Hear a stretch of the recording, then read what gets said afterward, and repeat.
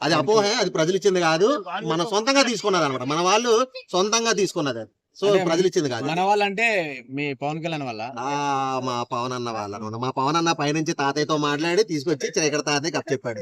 అది మెయిన్ పెద్ద తాత ఉన్నాడు కదా అక్కడ, ఆ తాత దగ్గర నుంచి తాత చేసింది అంత. అది ఓకే అంటే మోడీ తాతనా? మోడీ తాత ఇంకెవరు? ఓకే బ్రో, ఇప్పుడు చాలా మంది జగన్ గారు వస్తే రాజారెడ్డి పరిపాలన వస్తుంది అంటున్నారు.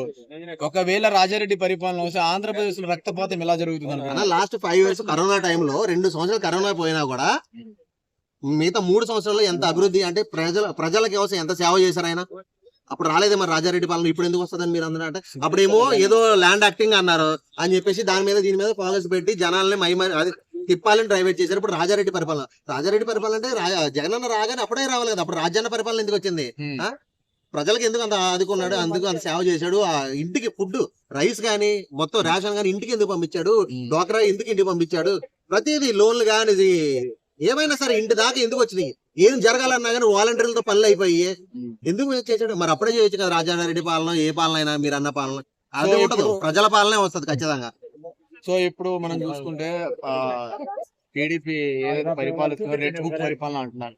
ఒకవేళ వస్తే జగన్ గారు వస్తే బ్లూ బుక్ పరిపాలన జరుగుతుంది అనుకుంటున్నారా? అన్న మొన్న జగన్ గారు 2.0 అన్నారు.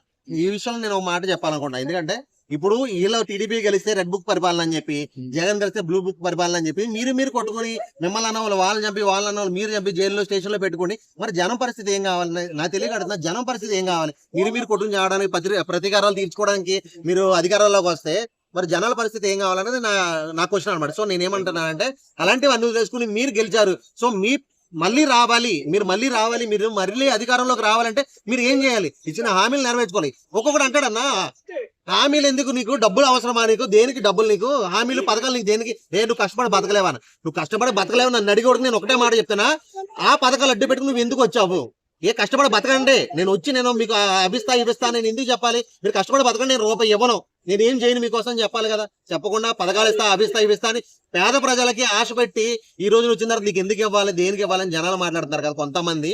సో నేను వాళ్ళకి చెప్పేది ఏంటంటే, అలాంటప్పుడు అబద్ధాలు చెప్పి మీరు అధికారంలోకి రావడం కూడా మానేసుకోండి. అంతే, ఉన్నది చెప్పి మాట్లాడుకోండి. అన్న నేను ఒక విషయం చెప్పాలి, నేను పవన్ అంటే పడిచేస్తా, జగన్ అంటే ప్రాణం ఇస్తా, ఇంకా పవన్ కళ్యాణ్ ఫ్యాన్ నేను. కానీ నేను చెప్పేది ఏంటంటే, పవన్ అన్న మన సీజ్ ద షిప్ అన్నాడు, ఏదో అన్యాయం జరుగుతుంది సీజ్ ద షిప్ అన్నాడు. షిప్ ఆగిందా? ఆగలేదు. మరి ఇంకేంది?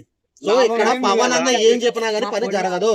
పైన మన చంద్రబాబు తాత ఓకే చేస్తే గానీ ఇక్కడ వర్కౌట్ అవ్వదు. సో అలాంటిదప్పుడు మనం సొంతంగా రావాలి. నెక్స్ట్ టైం జనసేన సొంతంగా నిలబడాలి, ఓన్ గా సోలోగా నిలబడి గెలిచి అప్పుడు నువ్వు ఏదనుకున్నావు వచ్చి. పవన్ అన్న ఖచ్చితంగా పేదలకు హెల్ప్ చేస్తాడు. అది ఇప్పటి నుంచి కాదు, రాజకీయాల్లోకి రాకముందు నుంచి కూడా కష్టం అన్నవాడికి 1,00,000, 2 లక్షలు ఇచ్చిన వాడే.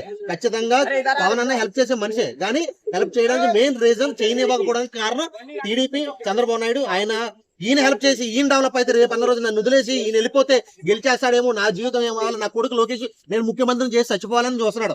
లోకేష్ ముఖ్యమంత్రి చేసి చచ్చిపోవాలి. సో అది జరగదు. పవన్ కి ఇప్పుడు పేరు రాకూడదు. సో ఖచ్చితంగా పవన్ పేరు రాకుండా చేసేది టీడీపీని. ఆ విషయం మన పవన్ అన్నకి తెలియాలి. తెలిసి జగన్ అన్న పవన్ అన్న కలిస్తే మాత్రం అన్న నిజం చెప్తున్నా, కత్తా వేరుండిద్ది, దానిలో